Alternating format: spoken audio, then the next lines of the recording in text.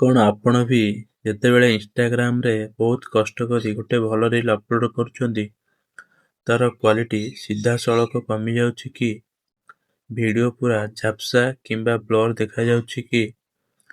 ଯଦି ହଁ, ତେବେ ଜମାରୁ ବ୍ୟସ୍ତ ହୁଅନ୍ତୁ ନାହିଁ। ଆଜିର ଏହି ଭିଡ଼ିଓରେ ମୁଁ ଆପଣଙ୍କୁ ଇନଷ୍ଟାଗ୍ରାମର ଏମିତି ଏକ ସିକ୍ରେଟ୍ ସେଟିଂ ବିଷୟରେ କହିବି, ଯାହାକୁ ଅନ୍ କଲେ ଆପଣଙ୍କର ପ୍ରତ୍ୟେକ ରିଲ୍ ପୁରା ଫୁଲ୍ HD ଏବଂ ହାଇ କ୍ୱାଲିଟିରେ ଅପଲୋଡ଼ ହେବ। ନମସ୍କାର ଫ୍ରେଣ୍ଡସ୍, ଚାଲନ୍ତୁ ଆଜିର ଭିଡ଼ିଓକୁ ଆରମ୍ଭ କରିବା ଏବଂ ମୋବାଇଲ ସ୍କ୍ରିନକୁ ଯାଇ ସେହି ସେଟିଂକୁ ଦେଖିବା। ମୋବାଇଲ ସ୍କ୍ରିନକୁ ଆସିଲା ପରେ ଆପଣ ସିଧା ଇନଷ୍ଟାଗ୍ରାମକୁ ଓପନ୍ କରନ୍ତୁ।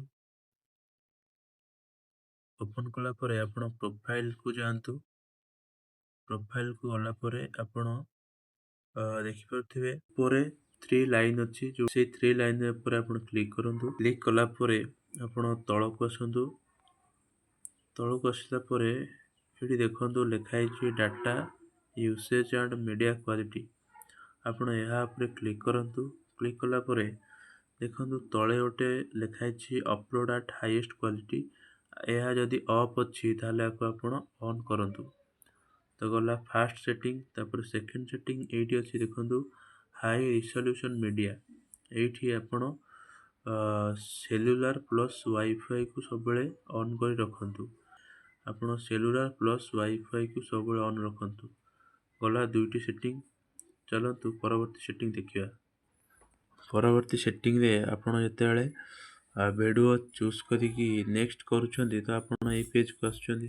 ଏଇ ପେଜକୁ ଆସିଲା ପରେ ଦେଖନ୍ତୁ ତଳକୁ ଆସନ୍ତୁ। ତଳକୁ ଆସିଲା ପରେ ଗୋଟେ ମୋର୍ ଅପସନ୍ ଲେଖା ହେଇଛି, ଆପଣ ତା ଉପରେ କ୍ଲିକ୍ କରନ୍ତୁ। କ୍ଲିକ୍ କଲା ପରେ ଏଠି ଦେଖନ୍ତୁ ଅପଲୋଡ଼ ଆଟ୍ ହାଇଏଷ୍ଟ କ୍ୱାଲିଟି। ଏଇଟା ଯଦି ଅଫ୍ ଥିବ ତାହେଲେ ଏଟାକୁ ଆପଣ ସବୁବେଳେ ଅନ୍ ରଖିବେ। ଅନ୍ ରଖିବା ଦ୍ୱାରା କ'ଣ ହେବ? ଏହା କରିବା ଦ୍ୱାରା ଆପଣଙ୍କର ଭିଡ଼ିଓ କ୍ୱାଲିଟି ଆପଣ ଅପଲୋଡ଼ କଲା ପରେ କେବେ ବି ଝାପ୍ସା କିମ୍ବା ବ୍ଲର୍ ଆଉ ହେବ ନାହିଁ। ତ ଆଜିର ଭିଡ଼ିଓଟି ଏଇଠି ଶେଷ କରିବା।